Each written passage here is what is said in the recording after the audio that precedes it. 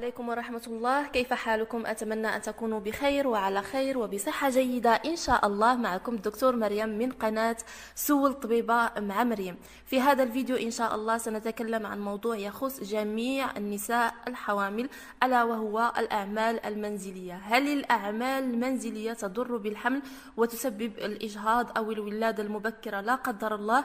ما هي الأعمال المنزلية الممنوعة على الحامل؟ وكيف يمكنك القيام بالأعمال المنزلية دون إلحاق الضرر بك أو بالجنين؟ هذا سيكون موضوعنا لليوم، فأتمنى أن تبقوا إلى آخر الفيديو.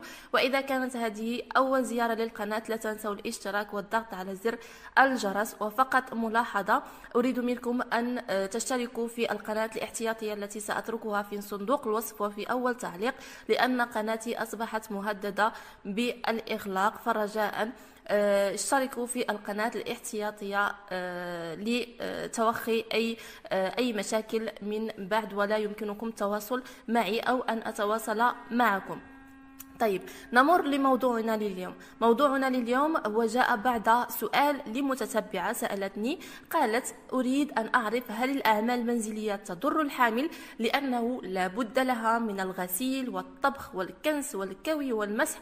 قد لا تجتمع هذه الأشغال في يوم واحد، لكن لا يخلو يوم من 3 ساعات من العمل، بالذات الطبخ، فهي تضطر إلى الوقوف ما يقارب ساعة ما بين طبخ وغسل الأواني، بحيث تكون الأغراض شبه منثورة على الأرض.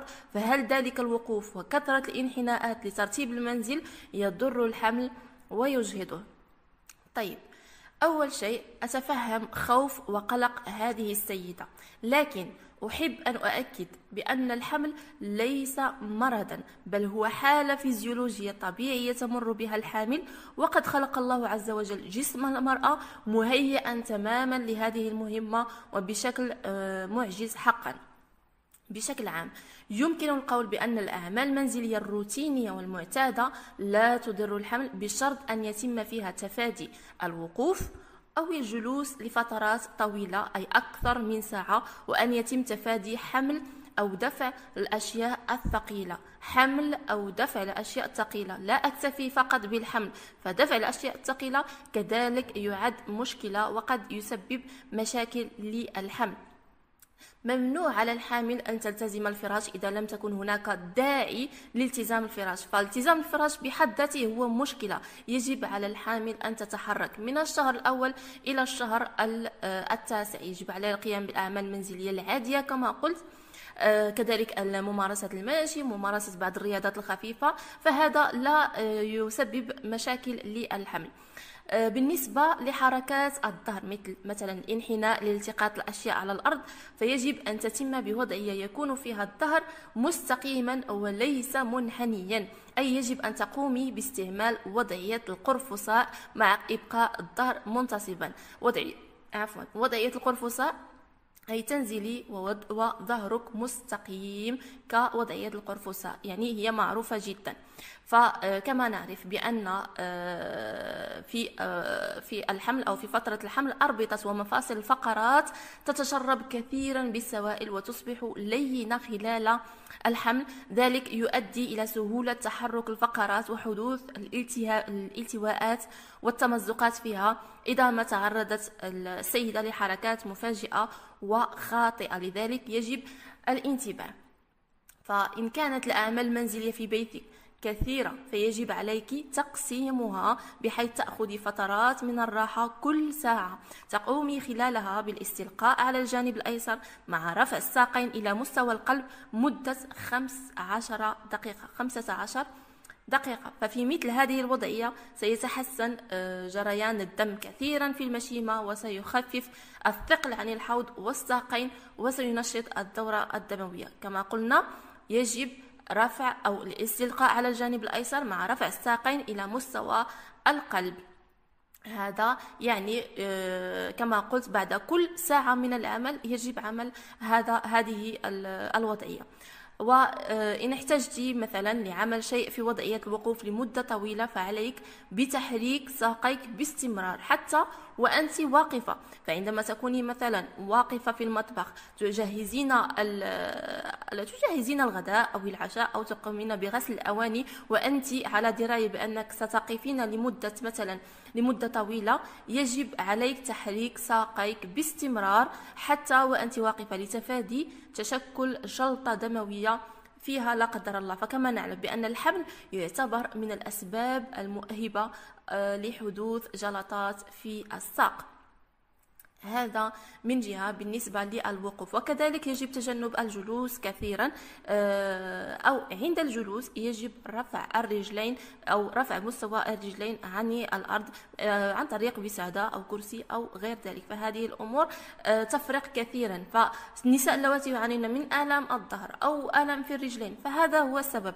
لتتخلصي من هذه الآلام عليك بالقيام بهذه النصائح. نقطة أخرى كذلك ولا تقل أهمية عن ما تطرقت إليه، مواد التنظيف التي تستعملينها سواء في المطبخ أو المرحاض أو الحمام أو غير ذلك. فكما نعرف لها رائحة تكون قوية بعض الشيء، وفي بعض الأحيان قد تؤدي إلى الشعور بالغثيان أو بالشعور بفقدان للوعي. لذلك أول ما يجب أن تقومي به عند الاستيقاظ هو فتح نوافذ المنزل وتهوية الغرفة وتهوية المنزل.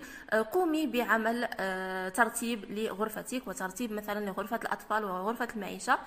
وعند اللجوء إلى المطبخ قومي كذلك بتهوية المطبخ. يمكنك استعمال منظفات المطبخ مثلا منظف الفرن أو غير ذلك، لكن يجب تهوية المكان بشكل جيد وتفادي خلط نوعين من المنظفات، لأن ذلك قد يتسبب بإفراز غازات تكون سامة وقد تؤدي إلى فقدان الوعي. وقد تكونين لا قدر الله وحدك في المنزل ولن يشعر أي أحد بأنك مثلا فاقدة للوعي وتكون هناك مشكلة خطيرة. لذلك يجب الانتباه لهذا الموضوع. كذلك هناك موضوع آخر، عند دخول السيدة إلى الشهر التاسع تبدأ تحس نفسها بأنها خفيفة جدا كأنها ليست حامل. سبحان الله، هذه حالة تأتي للنساء الحوامل خصوصا عند اقتراب الولادة، فتحس بأن لديها رغبة شديدة في تنظيف المنزل، فتجدها تحمل الأثاث وتبدأ بتنظيف المنزل بشكل عنيف وبشكل جيد جدا ظنا منها بأنها في وضعية جيدة وأنها خفيفة. هذا خطأ كبير جدا، يجب تفادي هذا الوضع. فكما قلت الأعمال المنزلية ليست ممنوعة، ولكن يجب القيام بها باعتدال وبشكل منظم كذلك. ففي الشهر التاسع أو الشهر الأخير يجب أن تكون معك مثلا سيدة لمساعدتك أو زوجك أو أحد أبنائك أو غير ذلك، يجب المساعدة.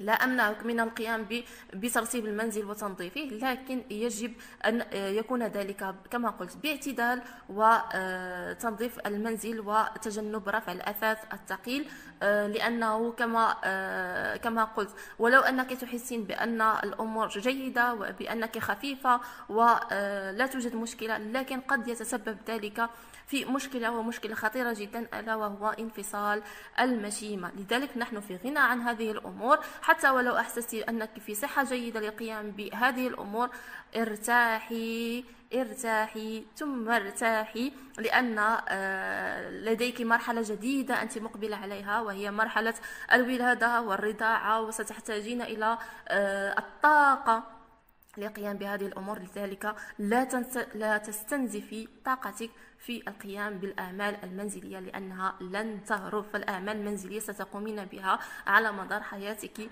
كاملة. لذلك حاولي ما أمكن الاستمتاع بحملك ولا تهدريه في هذه الأشياء. أتمنى أن يكون فيديو اليوم قد أفادكم. ألقاكم في فيديو قادم.